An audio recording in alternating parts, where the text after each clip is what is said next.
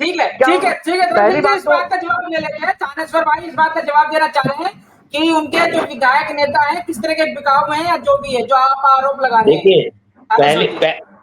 पहली बात तो हमारे साथी जो हैं ये एक प्रकार से जनता का अपमान कर रहे हैं। जनता ने उनको जिताया है, जनता का अपमान उन्होंने विधायक जनता का अपमान कर रहे हैं। कोई भी पार्टी किसी बिकाऊ को टिकट नहीं देती। कभी भी कोई भी पार्टी ये सोच के कि इसको हम टिकट देंगे और ये बाद में छोड़ देगा, चाहे बीजेपी हो, कांग्रेस हो, आम आदमी हो, कोई इसको टिकट नहीं देता कि जो बिकने के लिए जा रहा हो, पहली बात। लेकिन जीतने के बाद अगर कोई करता है तो जनता के साथ धोखा देता है, क्योंकि जनता ने उसको बहुमत करके जिताया और जिस बैनर से वो जीता है, जनता ने उस विश्वास के साथ, चाहे वो कांग्रेस के बैनर से जीता हो, बीजेपी के बैनर से जीता हो, उसको उस विश्वास के साथ उसको बहुमत दिया जाता है कि वो सत्ता में जाएगा, सरकार बनाएगा तो हमारे लिए फायदा होगा। तो ये जो माननीय हमारे साथी बोल रहे हैं कि ऐसे बिकाऊ लोगों को आप क्यों टिकट देते हो, तो आप अपना बीजेपी की गलती दिखा रहे हो कि जो बोरी खोल के, नोट खोल के लोगों को खरीदती है, वो इनको पसंद है। मतलब ये काम की वो तारीफ कर रहे हैं कि हाँ, हमारा काम ये है कि तुम जीत के आओ किसी भी बैनर के द्वारा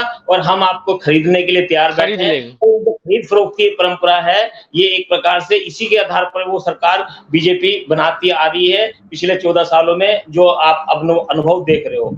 मैं ये दूसरी बात, जो इम्पोर्टेंट बात आपके साथ कहना चाहता हूँ कि देखो, बीजेपी के अगर आप न्यूट्रल होकर भी सोचोगे तो उनकी यूएसपी क्या है, उनके जीतने के आधार क्या है। अगर उनका वो धर्म को एक बार से छोड़ दें, वो हिंदू मुसलमान करना छोड़ दें, तो वो बिल्कुल वापस जीरो पे आ जाएंगे। क्योंकि वो अगर जब जीत के भी आए, सत्ता में भी आए, तो वो इसी आधार पर आए कि वो चाहे वो मुद्दा धर्म के आधार पर राम मंदिर का मुद्दा हो, चाहे हिंदू मुसलमान का मुद्दा हो, इन सब मुद्दों को लेके ही वो अपना जीतते हैं और यही खेल वो हमेशा चुनाव में करते हैं। अगर उनसे बात करो किसी उस मुद्दे की, बेरोजगार की बात करो, महंगाई की बात करो, किसानों के सम्मान की बात करो, है ना, आदिवासियों के लिए बात करो, विकास की बात करो, इनका उनके पास कोई जवाब नहीं। किसी भी डिबेट पे आप उनसे ये बात करो कि आप हमें मुद्दे पे बताइए, महंगाई पे आपने क्या किया, आपने बेरोजगारी पे क्या किया, 2 करोड़ लोगों को नौकरी देने का वादा किया था, 15 लाख रुपए देने का वादा किया था, ये इन वादों पर आपका क्या रिपोर्ट कार्ड है? तो वो रिपोर्ट कार्ड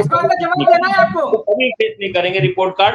तो इसलिए जो सच्चाई है, जो जनता जान चुकी है, पिछली बार भी जनता ने कांग्रेस को वहां पर समर्थन दिया था और इस बार तो वो उससे ज्यादा समर्थन देंगे, क्योंकि वो एक बार गलती दोहराएंगे जो पिछली बार चुनाव में, विधानसभा चुनाव में गलती दोहराई थी। और आप और हम सब साक्षी बनेंगे। बात रखें अपनी, ये बात सुन ली हमने। उनकी बात जो है उनका बात नहीं है, कोई भरकम भारी बात नहीं है। जो दुनिया में लोग उल्टे सीधी बोलते रहते हैं पूरे देश में, ऐसे ही बोलना है, कोई फायदा नहीं है। क्योंकि ये भुगलाए हुए लोग हैं, इन्हें पता है भारतीय जनता पार्टी पूरे देश में आज हाईवे देखो, हिंदुस्तान के बड़े से बड़े हाईवे गाँव में सड़कों को बनाया। आप एक बार अपना जो है माइक निकाल कर डायरेक्ट बात करिए, माइक निकाल लीजिए, निकाल कर डायरेक्ट बात करिए, क्योंकि आपका ऑडियो आ रहा है, लीड निकालिए, मोबाइल में से निकाल लीजिए।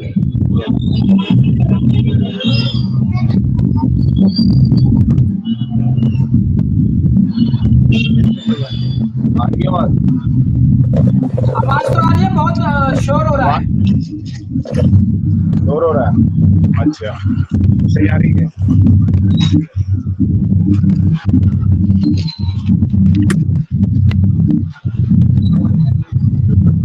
ठीक है, जब तक एक मिनट, ऋषिपाल जी, जिस तरह से थानेश्वर भाई कह रहे हैं कि भाजपा पार्टी जो है हमेशा से पाकिस्तान, हिंदू मुस्लिम मजहबी झगड़ा और इस तरह की जो चीजें करती है, यही इसकी पार्टी का जो है वो आधार रहता है। क्या आप इसको मानते हैं, इत्तेफाक रखते हैं थानेश्वर भाई की बातों से? मैं समझता हूँ थानेश्वर जी का ये कहना पाकिस्तान, हिंदुत्व और जैसे धारा 370 या ऐसा जो मुद्दे की बात कर रहे हैं, अगर ये क्या इनके लिए ये मुद्दे की कोई अहमियत नहीं है? इन लोगों के लिए कोई अहमियत नहीं है। पाकिस्तान लगातार आतंकवाद फैलाता रहा। आज किस तरीके से जम्मू कश्मीर के अंदर मुंह तोड़ जवाब देके उसको कंट्रोल किया गया, इनके लिए कोई अहमियत नहीं है। ठीक है, कोई बात नहीं, लोग मर रहे हैं, मरने दो, आतंकवाद फैल रहा है, फैलने दो, कोई अहमियत नहीं है इनके लिए।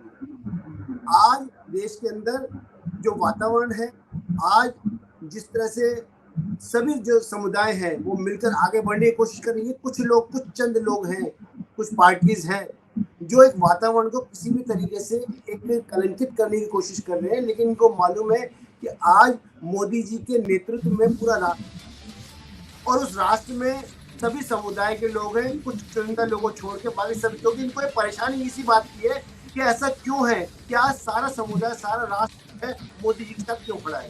ये सबसे बड़ी और जिस जो भी मुद्दों की बात करते हैं, जब उन मुद्दों की बात आती है, संसद में बात आती है और जगह बात आती है, तो वहां से भाग जाते हैं। इस बार देख लीजिए आप, संसद के अंदर इन लोगों ने जो मुद्दा रखा, जो अविश्वास प्रस्ताव रखा, उसका जवाब सुनने से पहले ही वो संसद से वॉकआउट कर गए। ये तो इनकी रणनीति है।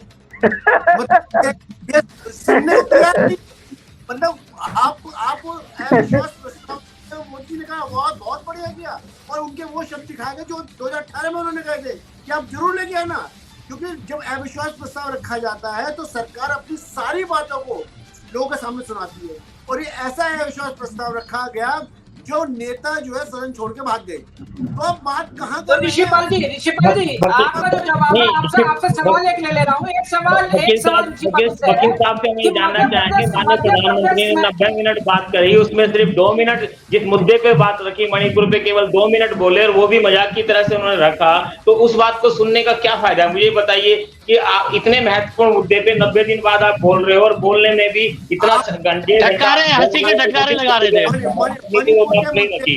तो माननीय प्रधानमंत्री जी को बुलाने में भी, उनको संसद में आके अपनी बात रखने में भी शर्म, उस समय मतलब ये कहा जाए कि उनको 3 दिन लग गए, तो सोचो कि ये उनके लिए इतना इम्पोर्टेंट नहीं है। तो अगर आप उनके लिए पाकिस्तान इम्पोर्टेंट है, उनके लिए मणिपुर इम्पोर्टेंट नहीं है, उनके लिए पाकिस्तान इम्पोर्टेंट है, उनके लिए इम्पोर्टेंट नहीं है, तो आप ये सोचिए कि देश में का एक हिस्सा आज उसमें क्या कहते हैं, देश के हिस्से में आग लगी हुई है, उस आग को बुझाने के काम के लिए उनके लिए इम्पोर्टेंट नहीं है। उनके लिए क्या इम्पोर्टेंट है? उनके लिए इम्पोर्टेंट है अपना जो ये धार्मिक प्रचार करना है या विदेश यात्रा करना है, वो इनके लिए इम्पोर्टेंट है। देश में क्या चल रहा है, ये चीजें संसद में, संसद का क्या है कि उन्होंने हर चीज को इवेंट बना के प्रदर्शित करते कि इससे पहले तो दुनिया में कुछ हुआ ही नहीं है, मतलब जो हम कर रहे हैं वो पहली बार हुआ है। अगर आज ये कुछ भी जा रहा है वैज्ञानिकों के कारण, आज अगर हमारा चंद्रयान जा रहा है, इसरो जा रहा है, तो इसको भी बीजेपी सोच रही है कि ये भी हमारा ही योगदान है। आपको मालूम होना चाहिए, सबको मालूम होना चाहिए कि एक ही प्रोजेक्ट में कई साल लगते हैं, बहुत सारे प्रोजेक्ट लगते हैं। तो हर चीज को आप अगर ये कहोगे कि ये हमारे द्वारा हो रहा है आज, तो ये एक प्रकार से गुमराह करने वाली राजनीति जो है ना, झूठ बोलने वाली राजनीति, गुमराह। आप देखिए अमित शाह ने कहा ना, ये तो हमारे राजनीतिक जुमले होते हैं, ये किसी और ने नहीं कहा, मैं भी नहीं कह रहा, उन्होंने खुद बोला ये तो राजनीतिक जुमले होते हैं। तो राजनीतिक जुमले बोल के आप जीतते हो तो वो तो जनता समझ जाएगी। एक सवाल आपसे लेना चाह रहा हूँ कि मध्य प्रदेश के अंदर एक ऋषिपाल जी 1 मिनट मैं सवाल ले लूं, उसके बाद फिर सबके पास एक राउंड लूंगा।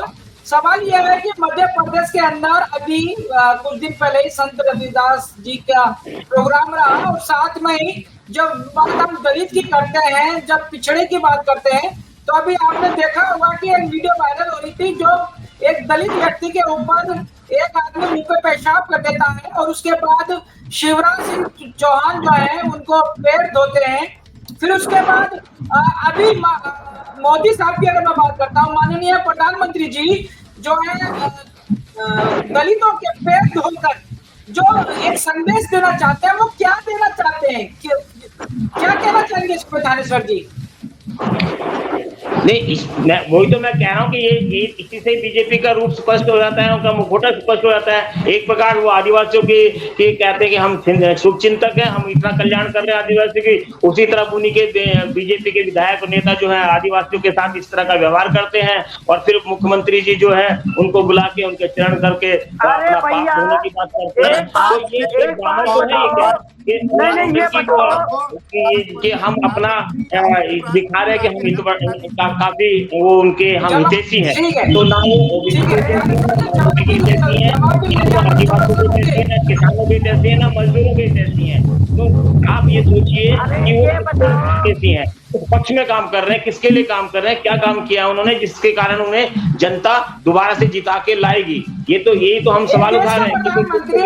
प्रधानमंत्री दलितों के पेट धो रहे हैं, इसे आप छोटी बात समझते हैं क्या थानेश्वर जी?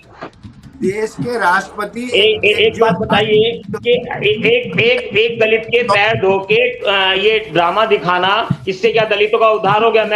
अगर आप ये कह दें कि हाँ उस सीएम ने या पीएम ने उन्होंने आदिवासी का पैर धो दिया और उन्होंने दलित का पैर धो दिया, तो आज देश में सारे आदिवासियों का विकास हो गया, सारे दलितों का विकास हो गया। तो फिर ऐसी चीजें, फिर तो 7 आदमी को बुलाइए, अलग अलग पैर धो लीजिए। पैर धोने से अगर विकास कहेंगे तो ये पैर धोना है विकास का आधार है क्या? कितना विकास होगा ऋषिपाल जी बताइए। देखिए रफीक, यही अंतर है कांग्रेस पार्टी में और बीजेपी के अंदर। यहाँ बीजेपी का सर्वोच्च नेता जो है एक दलित के पैर छूता है, वहाँ कांग्रेस का सर्वोच्च नेता जो है एक ओबीसी की जो पूरी कम्युनिटी है उस पूरी कम्युनिटी को चोर बताता है। यही है, और इसी के चलते जो है उनको सजा हुई।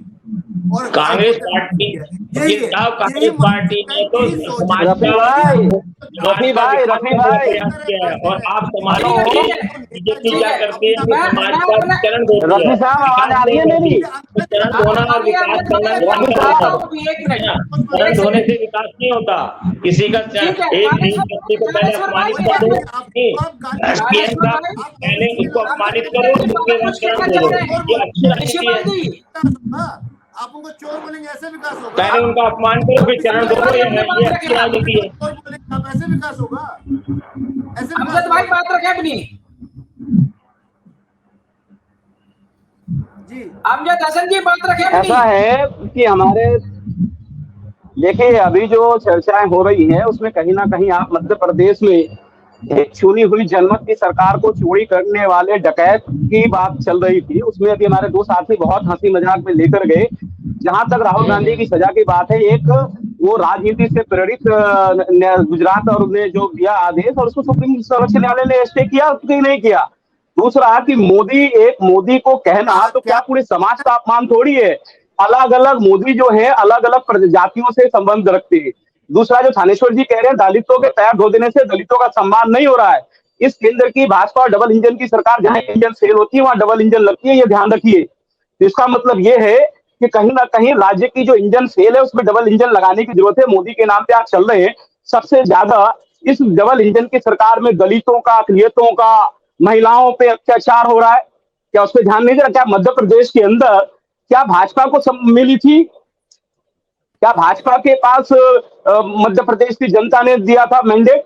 तो चोर कौन है? केंद्र की सरकार ने जहां ईडी, सीबीआई, आईटी से आपकी आईडी फेल हो जाती है, वहां पे आप खरीद और फरोख्त करते हैं और जो परिवारवाद की बात करते हैं, आज भाजपा से बड़ा कोई परिवारवाद है क्या? आज आप एक से एक लगा ले। प्रमोद महाजन कौन है भाई? कैलाश विजयवर्गीय क्या है?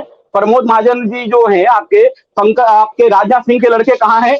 कल्याण सिंह के लड़के कहाँ हैं? कलराज मिश्रा के लड़के कहाँ हैं? आपके सुषमा स्वराज के लड़की कौन है? तो परिवारवाद बात करने से परिवारवाद भाजपा को शोभा नहीं देता है कि परिवारवाद सबसे ज्यादा भ्रष्टाचार, डकैत, रेपिस्ट भाजपा के अंदर है। जो भाजपा कांग्रेस मुक्त कहती थी, आज भाजपा मुक्त और कांग्रेस युक्त भाजपा है। दूसरी बात है कि आने वाले कुछ महीनों में मध्य प्रदेश की चुनाव, अगर मध्य प्रदेश, राजस्थान और छत्तीसगढ़ में जो है हम सरकार बना रहे हैं, आप चाहे ईडी, सीबीआई, आईटी कितनी भी लगा लो, चोरी इनके साथ नहीं चलेगी। दूसरी बात ये है कि धर्मदेव जी और हमारे ऋषिपाल जी जो बात कर रहे हैं, बात ये है कि सार्थक चर्चा ये होनी चाहिए कि मध्य प्रदेश में आज हमारे राष्ट्रीय अध्यक्ष सागर में जो उन्होंने कहा है वो सच्चाई है कि आज मध्य प्रदेश में 50% कमीशन, कर्नाटक को फेल कर दिया उन्होंने। आज कर्नाटक को फेल करते हुए मध्य प्रदेश के अंदर 50% की कमीशन चल रही है। आज वहां पे जो भी लोग बोल रहे हैं, दूसरा इनके पास एक नया नारा आ गया, बुलडोजर। ये इसमें आम जनता त्राही त्राही मचा रही है, सड़कों पे जनता उतर रही है। तो ये नहीं कहिए कि भाजपा की सरकार निष्पक्ष सरकार है, ईमानदार सरकार है। अगर ऐसा है तो आज के डेट में अभी आपके स्मृति ईरानी के यहाँ घोटाला हुआ है ना, द्वारका एक्सप्रेस वे का घोटाला है ना आपके सामने, उसका जवाब कौन देगा? उसमें मां नहीं बोलते, मणिपुर पे मां नहीं बोलते और होते हैं वो। तो ऐसा नहीं चलेगा। पहले सोचना पड़ेगा कि सरकार का जो ध्येय है, जो उद्देश्य, उस पर कहा जा रहा है। आप अपनी तरफ से जो ये कहते हैं कि रेवड़ियां बांटना बंद होना चाहिए, तो पहले केंद्र सरकार को और भाजपा के तमाम मंत्रियों को ये सोचना चाहिए कि रेवड़ी बांटना बंद करें। अब आपकी योजना है और दूसरी की योजना रेवड़ी है, तो ये सोच गलत। और हमने जहां वादा किया है, गारंटी दी, हम पूरा कर रहे हैं। भाजपा एक राज्य में बता दे कि हमने अपनी गारंटी पूरी की है। हमने जहां जहां सरकारें बनाई है, हमने जो जनता से वादा किया, हम गारंटी पूरी कर रहे हैं और जनता हमारे साथ है। धर्म सिंह जी, क्या कहना चाह रहे हैं आप? अपनी बात रखें धर्म जी रफी भाई। धर्म सिंह जी, हेलो। मुझे तो केवल हंसी आ रही है, और हंस में इसलिए आ रहा हूँ कि जो ये आदरणीय नरेंद्र मोदी जी और आदरणीय शिवराज धर्मवीर जी को हंसी आएगी क्योंकि हंसी थोड़ा कर ही रहे थे अभी तक, क्योंकि इनकी सरकारी हंसी तो जुमले पे चल रही है। बोल मैं भी सकता हूँ, बोल मैं भी सकता हूँ, और मेरे से तेज नहीं बोल सकते आप, इसलिए आप मेरी बात को सुने। इसीलिए तो मैंने बोला है कि आप बोलो धर्मवीर जी, इसीलिए तो मैंने बोला है कि आप बोलो। क्या जवाब तो मैं भी दे सकता हूँ। मैंने इसीलिए तो कहा बोलो। राजस्थान में जो एक विधायक ने गरीब राजस्थान में एक विधायक ने जूता चटवाया, वो कहाँ का लीड, वो कौन सी पार्टी का था, वो कौन सी पार्टी का था, क्या एक्शन लिया? इसलिए आप मेरी बात को ध्यानपूर्वक सुने। मध्य प्रदेश, उत्तर प्रदेश में आपके सांसद, गृह राज्य मंत्री हत्याएं, बलात्कार करते हैं, वो कहाँ का शासन है? आपके मध्य प्रदेश में पेशाब किया जाता है, वो कहाँ का शासन है? गोली मार दी जाती है, वो कहाँ का शासन है? आपके साथ ये दुख है कि अपनी गलतियों को नकार छिपाने के लिए दूसरे राज्यों में चले जाते हैं। आप मणिपुर को जवाब दें, आप मध्य प्रदेश को जवाब दें, आप उत्तर प्रदेश को जवाब दें, आप उत्तर प्रदेश, उत्तराखंड को जवाब दें, आप मध्य प्रदेश को जवाब दें। आप दूसरे तो नहीं जाए, पहले अपने गिरवा को झाँकिए, पहले आप अपनी गिरवा को झाँकिए, सुनने के आगे आप डालिए, सुनने की क्षमता आप डालिए, सच्चाई स्वीकार कीजिए। आपको सच्चाई स्वीकार नहीं करता, आप दूसरे को उंगली उठाना चाहते हैं, ये गलत परंपरा है। आपको पहले अपनी गलती स्वीकार करनी होगी, फिर मैदान छोड़ के जाओगे। आप सुनने की क्षमता ही नहीं है आप में, मैदान छोड़ के फिर जाओगे आप। मैं मैदान छोड़ के नहीं जाने वाला। 2324 में आप मैदान छोड़ के जाएंगे और बहुत बुरी तरीके जाएंगे। कांग्रेस मैदान छोड़ के न गई है न गई जाएगी। कांग्रेस मैदान में डट के मुकाबला करेगी और आपको मैदान छोड़ के भेजेगी। आप भागेंगे, देखते रह जाइए 2324।